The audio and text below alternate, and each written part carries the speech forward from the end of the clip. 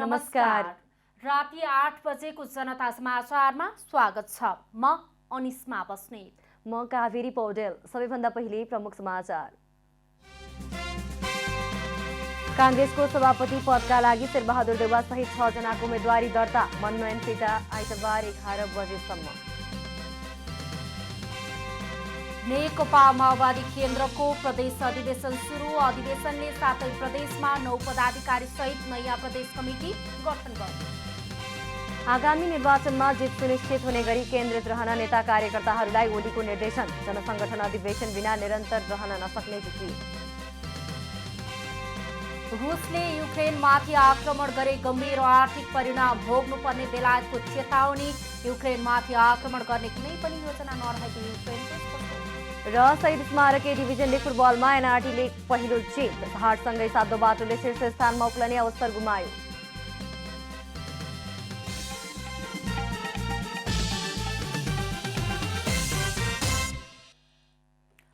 अब पूरा समाचार। नेपाली कांग्रेसको सभापति पदका लागि वर्तमान पार्टी सभापति शेरबहादुर देउवा सहित 6 जनाले उम्मेदवारी दर्ता गराएका छन्। कांग्रेसको आगामी केन्द्रीय कार्य समितिमा सभापतिका लागि 6 जनाले उम्मेदवारी दर्ता गराएका हुन्। वर्तमान पार्टी सभापति शेरबहादुर देउवा सहित विमलेन्द्र निधि, शेखर कोइराला, प्रकाश मानसिंह, कल्याण गुरुङ र युवराज नेउपानेले सभापतिमा मनोनयन दर्ता गराएका हुन्। संस्थापनीतर्फबाट साझा उम्मेद्वार तय गर्न रामचन्द्र पौडेल सहितका नेताहरू असफल भएपछि विमलेन्द्र निधि, शेखर कोइराला, प्रकाश मानसिंहले छुट्टा छुट्टै उम्मेदवारी दिएका हुन्। त्यसैगरी उपसभापतिमा विजय कक्षदार, पूर्णबहादुर खड्का, चन्द्र भण्डारी, धनराज गुरुङ, दिव्येश्वरी शाह, सुजता कोइराला, महेश आचार्यले उम्मेदवारी दर्ता गराएका छन्। निर्वाचन समितिका अनुसार महामन्त्रीमा मिनेन्द्र रिजाल, गगन थापा, विश्वप्रकाश शर्मा, प्रकाश शरण महत, राजाराम कार्की र प्रदीप पौडेलले उम्मेदवारी दर्ता गराएका हुन्। महामन्त्री पदका उम्मेद्वार महत र पौडेल सभापति देउवा प्यानलबाट, रिजाल र थापा शेखर कोइरालाको प्यानलबाट, शर्मा प्रकाश मानसिंहको प्यानलबाट र कार्कीले विमलेन्द्र निधि प्यानलबाट उम्मेदवारी दिएका हुन्।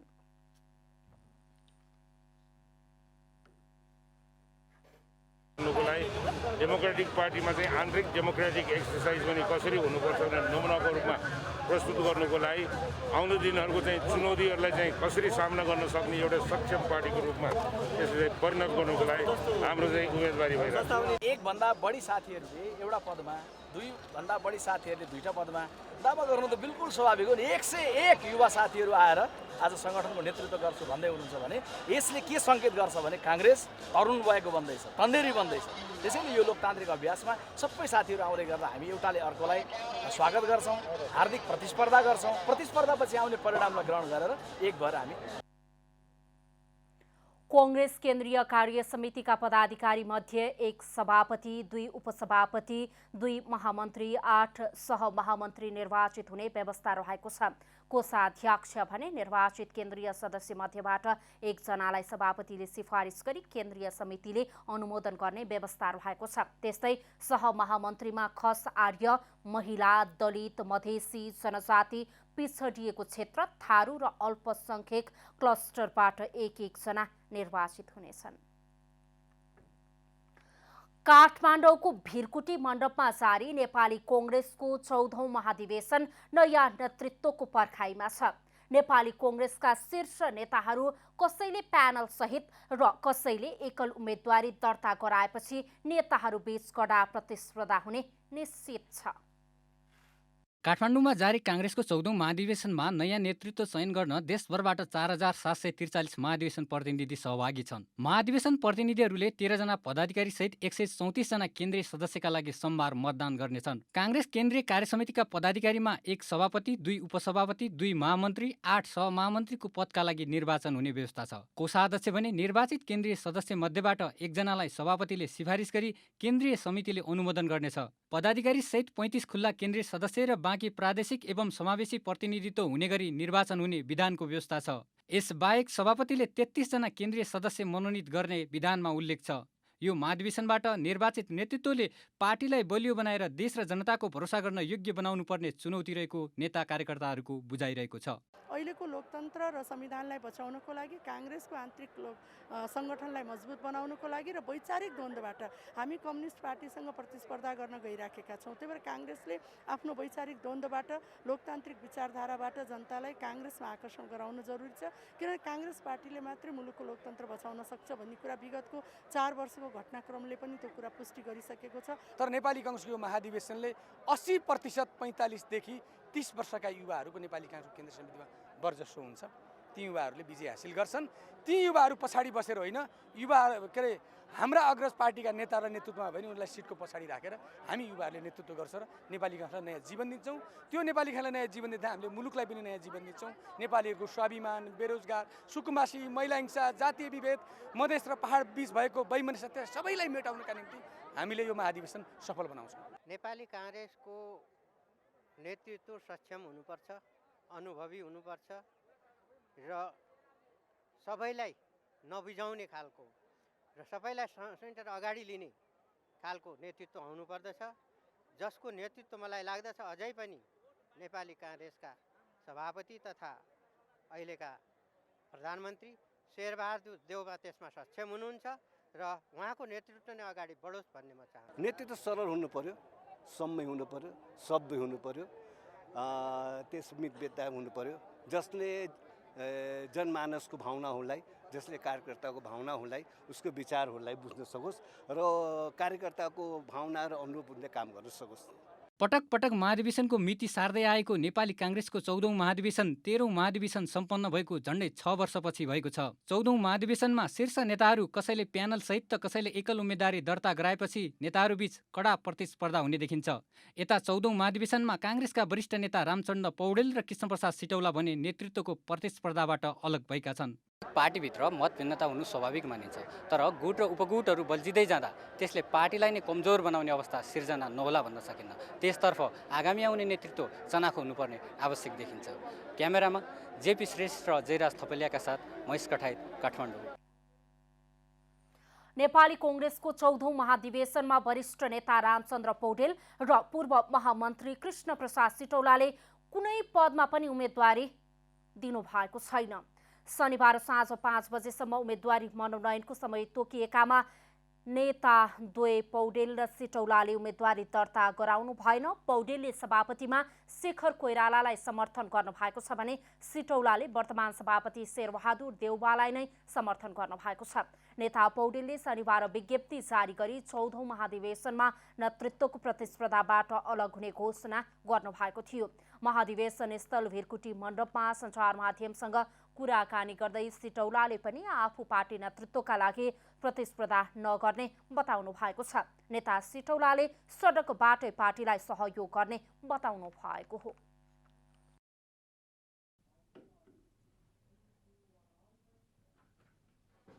राष्ट्रपति विद्यादेवी भण्डारी कर्णाली स्वास्थ्य विज्ञान प्रतिष्ठान जुम्लामा एमबीबीएस अध्ययन कार्यक्रमको उद्घाटन गर्न जानुभएको छ। राष्ट्रपति भण्डारी आइतबार जुम्ला जाने भएपछि सदरमुकाम खलङ्गामा सरसफाई गरिएको छ। चन्दननाथ नगरपालिकाको खलङ्गा बजार निकै दुर्गन्धित छ। जुगाड खोला विजयनगर बसपार्क क्षेत्र निकै फोहोर भएको छ। राष्ट्रपति आउँदा नगरको फोहोर नदेखियोस् भन्नकै लागि सुरक्षा निकायले सफाई गर्न थालेका हुन्। चन्दननाथमा जनप्रतिनिधिको 5 वर्षीय अवधिमा पनि फोहोर व्यवस्थापनका लागि व्यवस्थित डम्पिङ साइट बन्न सकेको छैन। नगरपालिकाले अल्पकालीन रूपमा केही फोहोर व्यवस्थापन गरे पनि दीर्घकालीन रूपमा डम्पिङ साइट बनाउन नसक्दा बजारमा फोहोर थुप्रिन लागेको हो। नगरपालिकाको फोहोर उठाउन राष्ट्रिय दिवस मेला पर्व कुर्नुपर्छ। नेकपा माओवादी केन्द्रका अध्यक्ष पुष्पकमल दाहालले एमाले र काङ्ग्रेसको अधिवेशन विचार र सिद्धान्तको बारेमा छलफल गर्ने नभई भीड जम्मा गर्ने थलोको रूपमा रहेको टिप्पणी गर्नुभएको छ। शनिबार माओवादी केन्द्रको सबै प्रदेशको प्रदेश सम्मेलनलाई काठमाडौँबाट एकैसाथ उद्घाटन गर्दै अध्यक्ष दाहालले नेकपा एमाले र नेपाली काङ्ग्रेसको अधिवेशनमा विचार र सिद्धान्तको बहस नभएको भन्दै टिप्पणी गर्नुभएको हो। एमाले अधिवेशनलाई पञ्चर र्यालीको संज्ञा दिँदै उहाँले एमाले अधिवेशन विचारहीनताको र विचार शून्यताको अधिवेशनको रूपमा सम्पन्न भएको बताउनुभयो। त्यस्तै अहिले चलिरहेको नेपाली काङ्ग्रेसको अधिवेशनमा पनि राष्ट्र कस्तो बनाउने र समाजवाद उन्मुख राज्य कसरी बनाउने भन्ने सम्बन्धमा बहस नगरिएको भन्दै आलोचना गर्नुभयो।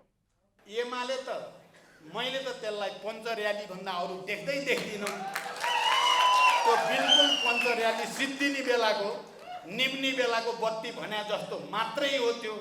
त्यहाँ न कुनै विचार, न कुनै बहस, न कुनै विधि, न कुनै पद्धति, निरङ्कुशताको विचार शून्यता र विचारहीनताको अधिवेशनको रूपमा गयो। त्यो दुनियाँले देख्यो। अध्यक्ष दाहालले माओवादी पार्टीभित्र वैचारिक अस्पष्टताका कारण गुटबन्दी र अराजकता लगायतका समस्या देखिएको बताउनुभयो। पार्टीभित्र विचारको समस्या रहेको र गन्तव्य स्पष्ट नभएको उहाँको भनाइ छ। यावत समस्याहरू छन्, गुटबन्दीका समस्या, अराजकता समस्या, या स्वार्थका समस्या, या पदलोलुपताका समस्या, यो सबैको चुरो कारण न कार्यकर्ता हो न नेता हो। नेता र कार्यकर्ताको व्यक्तिगत समस्याको रूपमा यसलाई बुझिन हुँदैन।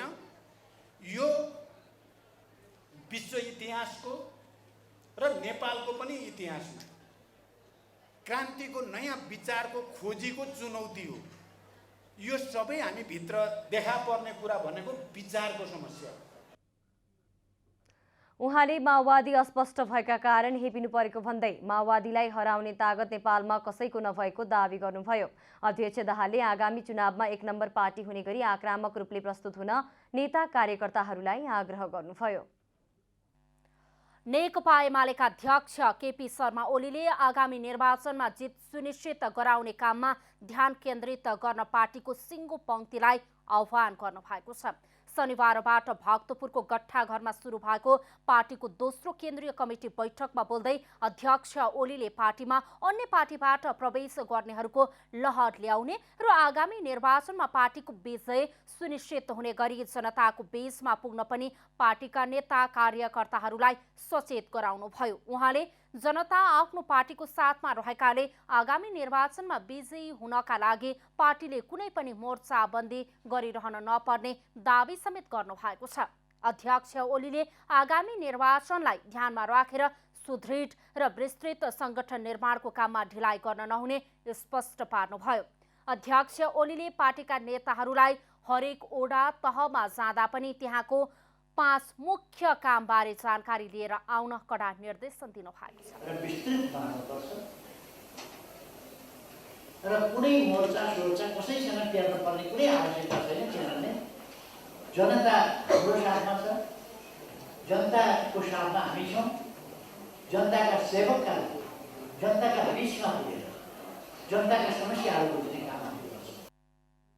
अध्यक्ष ओलीले पार्टी मातहतका सबै जनवर्गीय संगठनहरूलाई अविलम्ब अधिवेशन गरेर नेतृत्व हस्तान्तरण गर्न निर्देशन दिनुभएको छ। उहाँले अधिवेशन नभई जनवर्गीय संगठनहरूको नेतृत्व परिवर्तनको काम भएकाले अब छिटो भन्दा छिटो अधिवेशन गरेर नेतृत्व हस्तान्तरण गर्दा मात्रै जनवर्गीय संगठनहरू कामकाजी हुने स्पष्ट पार्नु। एउटा निश्चित अवधि तोकेर जनसंगठनहरूको हामी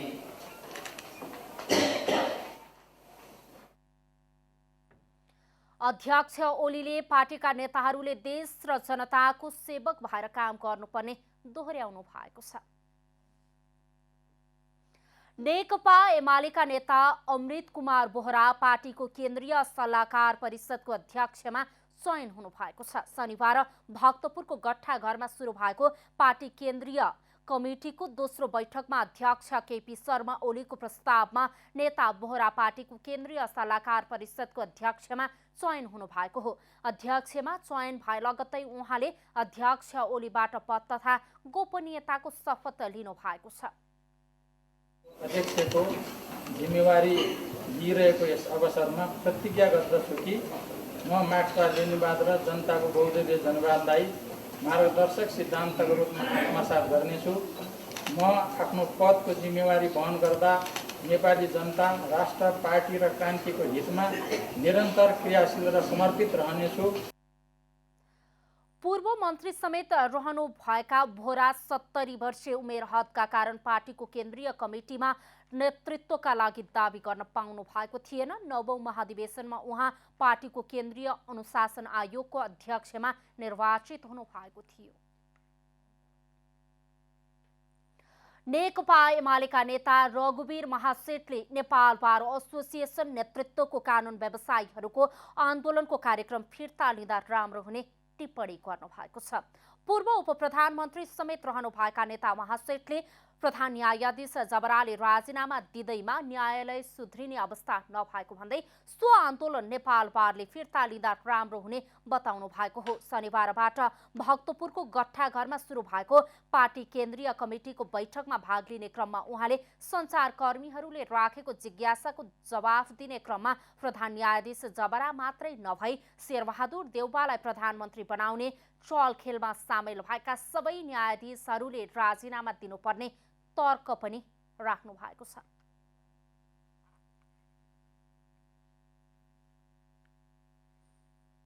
जनताले दुःख पाएको छौँ, त्यसैले त्यो चाहिँ वास्तवमा बार एसोसिएसनले फिर्ता लिए राम्रो हुन्छ। होइन, पक्ष विपक्ष कुरा होइन। एउटा प्रधान न्यायाधीशले राजीनामा दिँदैमा न्याय प्रणाली सुध्रिन्छ त्यस्तो चाहिँ छैन। नेता महासेठले सत्ता पक्षले प्रस्ताव ल्याएपछि मात्रै एमसीसी के गर्ने भन्ने बारे पार्टीले आफ्नो धारणा सार्वजनिक गर्ने बताउनु भएको छ।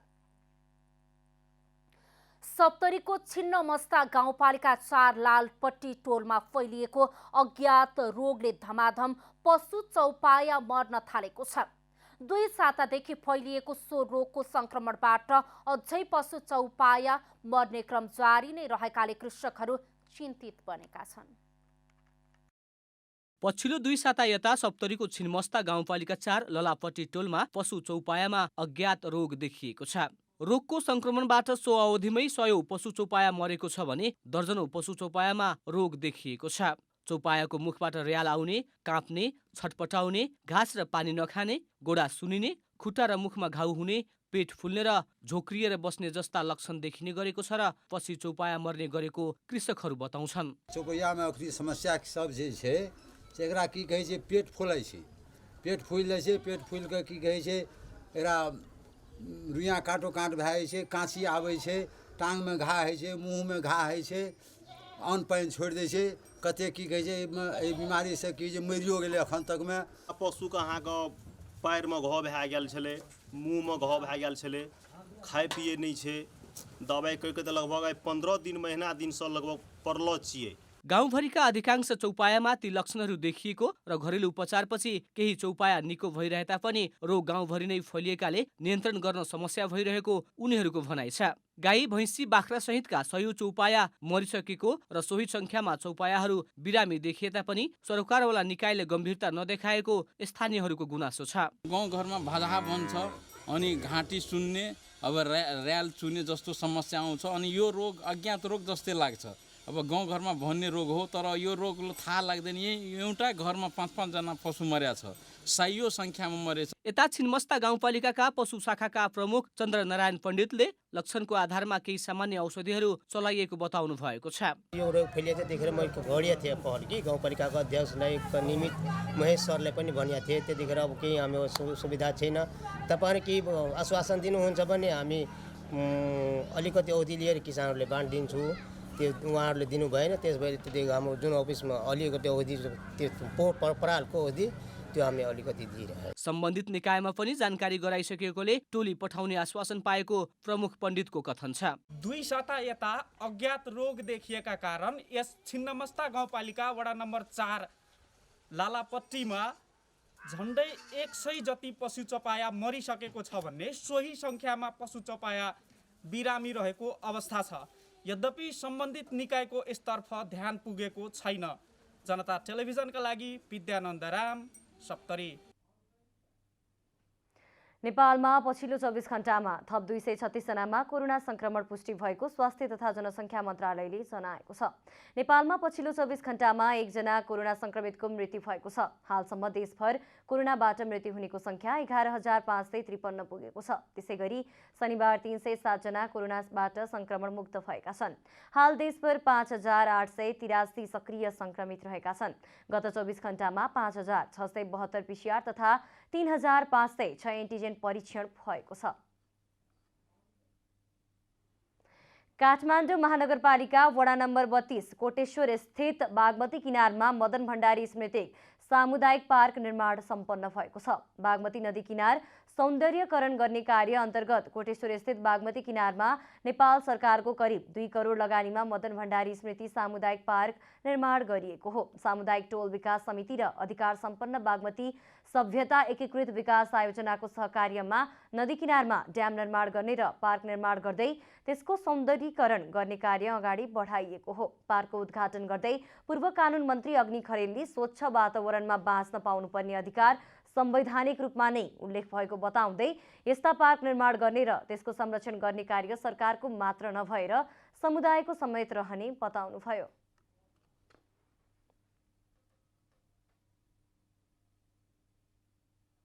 संविधान लेख्दा एउटा कुरा लेख्यौँ भन्यौँ स्वच्छ वातावरणमा बाँच्न पाउने प्रत्येक नागरिकको हक हुनेछ। त्यो भनेको के हो? संविधानमा लेखेका केही अक्षरहरू हो या संविधानमा लेखेको त्यो अक्षरलाई भावनामा व्यवहारमा परिणत गर्दा कुरा हो। प्रत्येक व्यक्तिलाई स्वच्छ वातावरणमा बाँच्न पाउने हक हुनेछ। वातावरण सम्बन्धी हक सम्बन्धी कुराहरू लेख्यौँ। त्यो भनेको यही हो। आज हामी बागमती ब्युटिफिकेसन गर्दैछौँ, वृक्षारोपण गर्दैछौँ, बिरुवाहरूलाई बचाउँदैछौँ अर्थात् हामी आफै बाँच्दैछौँ। उपत्यकामा बागमती नदी किनारको सौन्दर्यकरण र बागमतीलाई पुरानै स्वरूपमा ल्याउने बताइएको भए तापनि त्यसलाई ढिलाइ भएको सरकारवालाको गुनासो रहेको छ। सत्प्रयास समूह रोल्पाले विद्यार्थीहरूलाई पत्रकारिता र नेतृत्व विकास सम्बन्धी तालिम सञ्चालन गरेको छ। विद्यालयको किताबी ज्ञानका अलावा अतिरिक्त क्षमतालाई समेत प्रस्फुटन गर्ने उद्देश्यले तालिमको आयोजना गरिएको हो।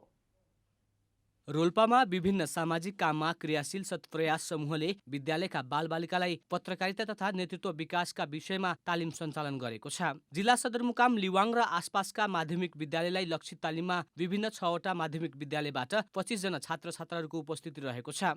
लेखन कलाको विकासका साथै विद्यालयमा भित्ते पत्रिका प्रकाशन गर्ने र नेतृत्व विकासका विषयमा तालिम केन्द्रित रहेको समूहले जनाएको छ। विद्यालयमा पढ्ने भाइ बहिनीहरूलाई हामीले यो नेतृत्व विकास सम्बन्धी तालिम दिने र लेखन कलाको पनि विकास होस् भन्नको लागि पत्रकारिता सम्बन्धी तालिम दिने र विद्यालयमा भित्ते पत्रिका निकाल्नको लागि हामीले यो कार्यक्रमको आयोजना गरेका हौँ। सत्प्रयास समूहले तालिमको आयोजना गरेपछि सहभागी छात्र छात्राहरू उत्साहित देखिएका छन्। विद्यालयमा बाहेक आफूसँग भएको अतिरिक्त क्षमतालाई थप विकास गर्न पाउँदा खुसी लागेको सहभागीहरू बताउँछन्। हामीले त कक्षाको मात्र किताबहरू पढ्न पाउँथ्यौँ, तर आज हामीले यस्तो आउटर नलेज एक्स्ट्रा नलेज पाउन पाएर हामी धेरै भाग्यमानी प्राउड फिल गरिरहेको छु। मैले विद्यालयमा बाल क्लब भए पनि अतिरिक्त कामका लागि पर्याप्त समय हुँदैन। विद्यार्थीहरू हप्तामा 6 दिन विद्यालयमा पढ्छन् भने 1 दिन तालिममा सहभागी हुन्छन्। यसले उनीहरूको खाली समयको समेत सदुपयोग हुने विद्यार्थीहरूको भनाइ छ। हप्तामा 1 दिन मात्र हुन्छ, त्यस कारणले 6 दिन चाहिँ हामी पढ्छौँ अनि शनिबार मात्र आउँछौँ। अनि हाम्रो यो कारणले चाहिँ हामी अलिकति होइन आफ्नो टाइम म्यानेज पनि धेरै टाइम म्यानेज गरेका छौँ। अनि यसले हाम्रो एबिलिटीहरू राइटिङदेखि लिएर लेख्ने पढ्ने बोल्ने सबै क्षमताहरू बढाएको छ। हाम्रो स्कुलमा बाल क्लब रहेको छ र हामीले त्यस बाल क्लबबाट पनि कसरी शिक्षाहरू लिन सक्छौँ भन्ने कुरा पनि छलफल गर्छौँ र यस तालिमबाट पनि हामीले विभिन्न प्रकारका नयाँ नयाँ ज्ञानसिपहरू सिक्दै गइरहेका छौँ। बालबालिकाको सृजनशीलतालाई प्रस्फुटन गर्न र उनीहरूको नेतृत्व विकासका लागि सत्प्रयास समूहले निकै महत्त्वपूर्ण काम गरेको स्थानीय तारामावि बामरुकका शिक्षक कृष्ण घरती मगर बताउनुहुन्छ। विद्यालयमा रहेको बाल क्लबले भित्ते पत्रिका प्रकाशन गर्नका लागि पनि तालिम महत्त्वपूर्ण रहेको उहाँले बताउनुभयो। सत्प्रयास समूह रोल्पाले चाहिँ बाल क्लबमा आबद्ध बालबालिकाहरूको सृजनशीलतालाई प्रस्फुटन गर्ने गरी त्यसपछि उनीहरूको नेतृत्व विकास गर्नका लागि चाहिँ जुन तालिमको आयोजना गर्नुभएको छ यो अत्यन्तै महत्त्वपूर्ण छ। 10 दिनसम्म चल्ने तालिममा पत्रकारिता र नेतृत्व विकास मुख्य विषय भए पनि अन्य विभिन्न विषयलाई समेटिएको सत्प्रयास समूहका अभियन्ता काशीराम डाङ्गीले बताउनुभयो। तालिममा वक्तित्व कला, लेखन सिप तथा अन्य सिपका विषयमा व्यवहारिक ज्ञान समेत दिइन्छ। अभियन्ताहरूले पूर्णतः स्वयंसेवी रूपमा तालिमको आयोजना गरेको बताइएको छ। तालिममा आवश्यक सामग्री खरिद समेत अभियन्ताहरूले व्यक्तिगत रूपमा उपलब्ध गराएका छन्। स्वयंसेवी युवाहरूको सत्प्रयास समूहले अन्य विभिन्न सामाजिक काममा समेत अग्रसरता देखाइरहेको छ। रोल्पाबाट नवीन लोचन मगरको रिपोर्ट।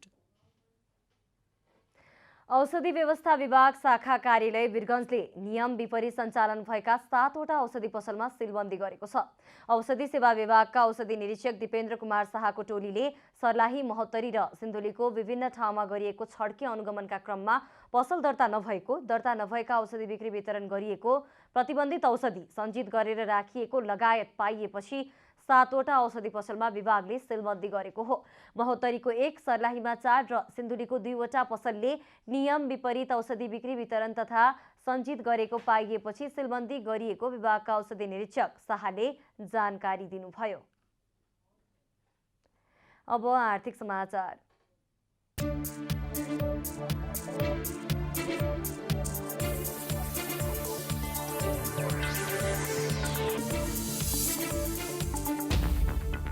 उखुको क्रसिङ सिजन नजिकिएकाले यस वर्षको उखुको बिक्री मूल्य तोक्न कृषि तथा पशुपक्षी विकास मन्त्रालयले नेपाल उखु उत्पादक महासंघ सहितका सरकारवाला निकायसँग छलफल गरेको हो। यस वर्ष उखुको मूल्य यसै साता तोक्ने गरी तयारी भइरहेको मन्त्रालयका प्रवक्ता प्रकाश सञ्जेलले जानकारी दिनुभयो। यस वर्षको उखुको मूल्य तोक्न उखुको पकेट क्षेत्र मानिने तराईका 10 जिल्लामा गएर स्थलगत अध्ययन गरिएको र प्रत्येक जिल्लाबाट 30 भन्दा बढी अध्ययन नमुना सङ्कलन गरिएको मन्त्रालयले जनाएको छ।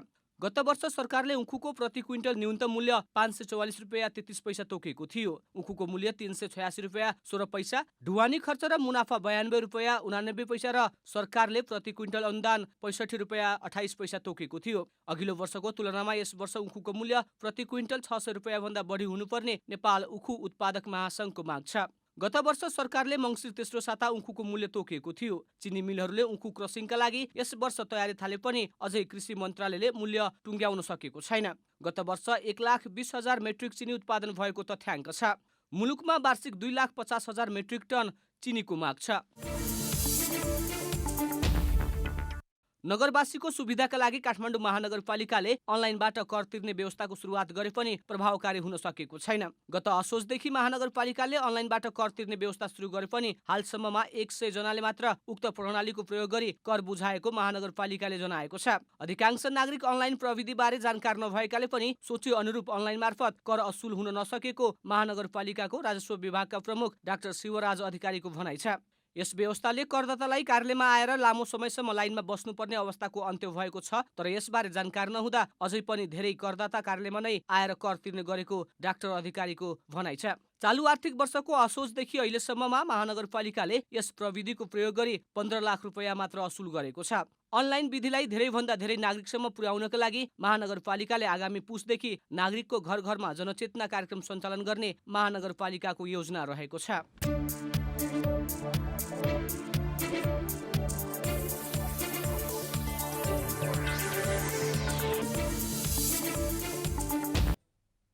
अब खेलकुद समाचार।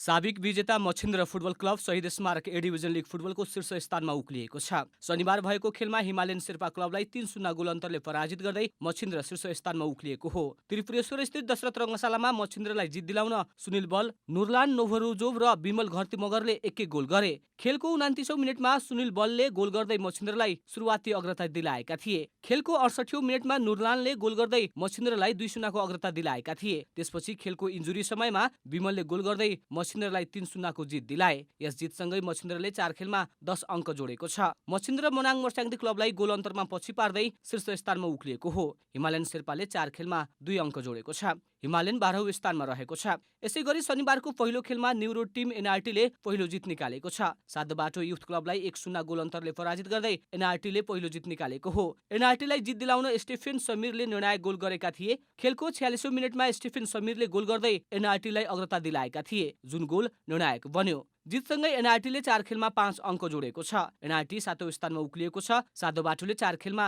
7 अङ्क जोडेको छ। साधोबाटो तेस्रो स्थानमा रहेको छ। यसअघि साधोबाटोले 2 जित र 1 बराबरी खेलेको थियो। एनआरटीसँगको हारसँगै साधोबाटोले शीर्ष स्थानमा उक्लिने अवसर गुमाएको छ। शनिबारको खेलमा एनआरटीका Bikram Dhimal man of the match चुनिए। त्यस्तै इमर्जिङ प्लेयरको अवार्ड साधोबाटोका गोलरक्षक अभिषेक बरालले हात पारे।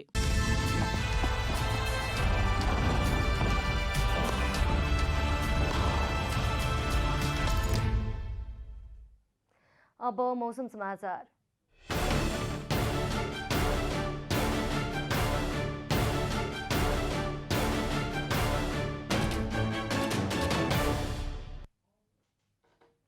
आज राति प्रदेश नम्बर 1 बागमती प्रदेश र गण्डकी प्रदेशको पहाडी भूभागमा आंशिक बदली र बाँकी भूभागमा मौसम सामान्यतया सफा रहने जल तथा मौसम विभागले जनाएको छ। अब देशभरका विभिन्न स्थानका मौसम सम्बन्धी थप विवरण।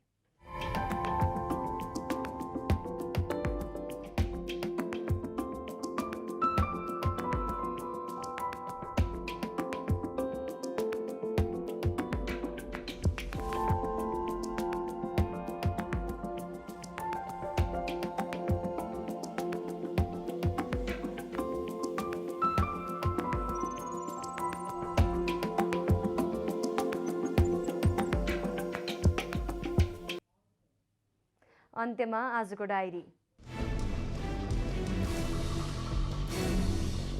नेपाली कांग्रेसको सभापति पदका लागि वर्तमान पार्टी सभापति शेरबहादुर देउवा सहित 6 जनाले उम्मेदवारी दर्ता गराएका छन्। कांग्रेसको आगामी केन्द्रीय कार्य समितिमा सभापतिका लागि 6 जनाले उम्मेदवारी दर्ता गराएका छन्। कोषाध्यक्ष भने निर्वाचित केन्द्रीय सदस्य मध्येबाट 1 जनालाई सभापतिले सिफारिस गरी केन्द्रीय समितिले अनुमोदन गर्ने व्यवस्था रहेको छ।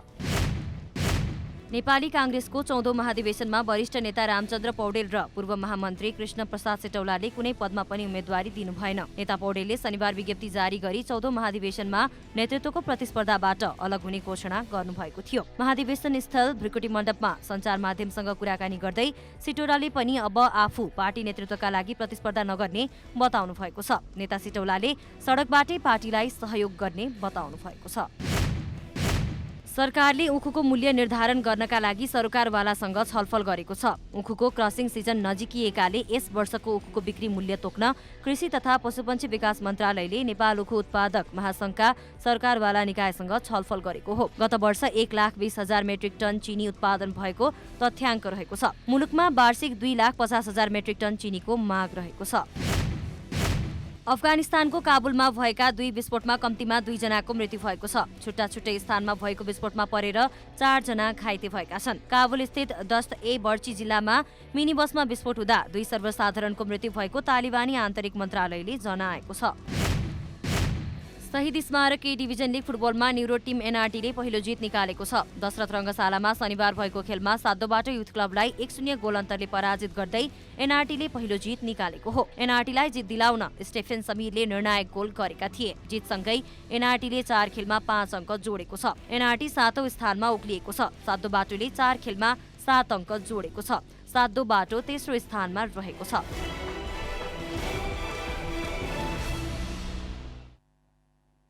जनता समाचार अहिलेलाई यति नै।